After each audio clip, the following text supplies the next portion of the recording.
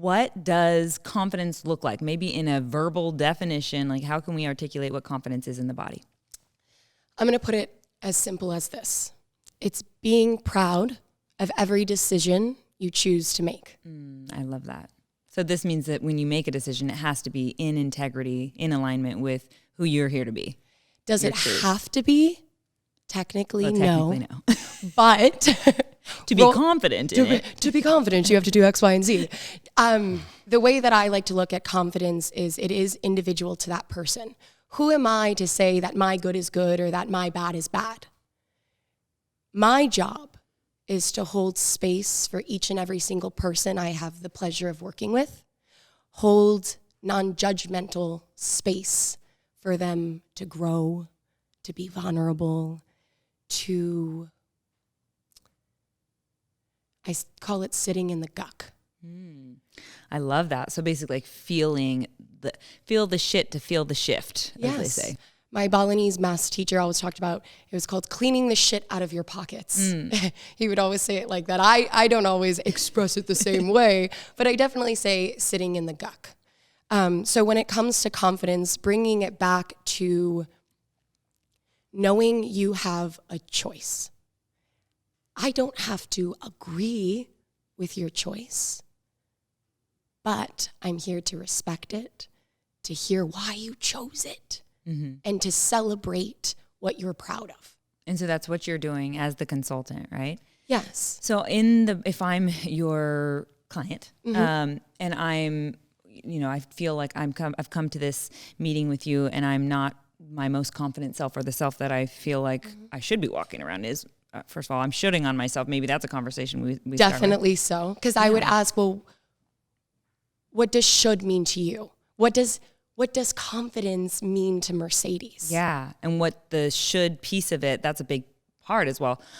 If I'm not showing up for what I think I'm supposed to because of my domestications and the culture I was brought up in, then I feel like I'm doing something wrong. Like I am wrong. I am bad. And now I have shame and guilt and now punishment. I've spiraled down. And I am in the world of always reminding those around me, no shame, no guilt, and no punishment. So, and a lot of what you talk about with confidence is about being in truth with whatever truth means for you. Honoring yourself, yes. Yeah, and a lovely description I heard once of truth was that it always has to be inclusive, expansive, and loving. I love that. Yes, that's beautiful. I think that is true. Yes. It feels true to me. It does. Yes. But so that idea of confidence when you work with a client, let's say you're working with a man, or we can do it with you as well. Yes, I work with men and women. Yeah. But because a large part of our audience is men, I'm just trying to make sure we cover that as well. I'm happy we're doing so. Those pieces that you work on, like aligning the emotional part, the intellectual part, the spiritual part, all those pieces, how do you make that simple enough for people to understand if they're just entering this work for the very first time? Right. I'm going to give you two separate ways that I could go about this question. First, I would just get to know them. I would say, hi, how are you? Tell me about yourself. That's important for a couple different reasons. First, I see how they feel about themselves, the way that they carry themselves in the room. I do my sessions over Zoom. So I know it seems silly to talk about the way they position their camera, but that's important. It says a lot about a person. What's their lighting? Do they want to be seen or do they not?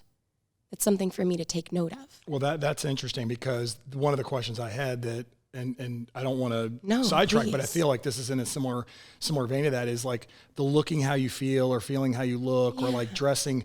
Dressing for success is very strange because, unfortunately, the world we live in, at least in this Western culture of the United States, in this case, is when I see someone wearing a suit, I'm just kind of like, it's how you're held in that suit. Yes. It's right? Just because you put it on doesn't really mean anything. Oh, yes. That's the truth. Well, that's, I want to tie this all together. So the point that the suit, if putting on the suit makes you feel more powerful, good.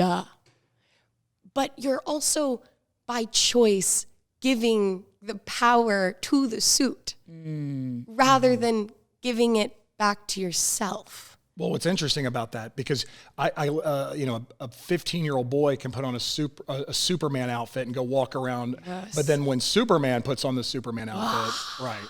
There's a different There's definitely something, because it's not the outfit. Right? It's not the outfit. It's the person who chooses to be one with the outfit. Which is really tragic.